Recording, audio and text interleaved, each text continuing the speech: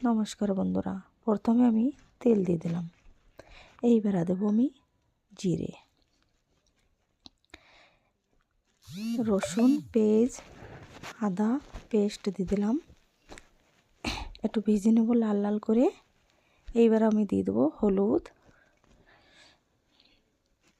পরিমাণ মতন লবণ, একটু ঝালের গুঁড়ো,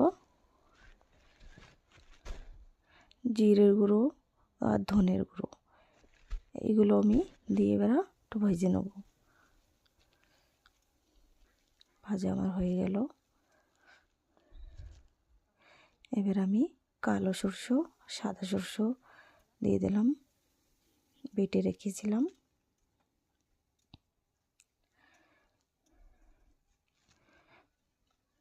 এইবার আমি একটু গোলমরিচের গুঁড়ো দিয়ে দিলাম।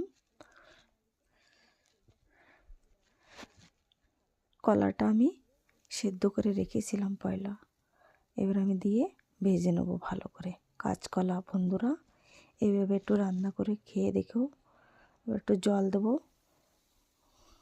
গরম জল দিয়ে, সামান্য একটু গরম জল দিয়ে দিলাম। কাঁচা ঝাল চিরা ছিল। এইবার একটু ঢাকা দিয়ে রান্নাটা, ধনেপাতাও দিয়ে দিলাম।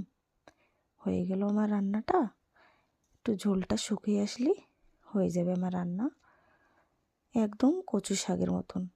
একটু গরম মশলা দিয়ে নামিয়ে নেব। ভালো থেকো, সুস্থ থেকো।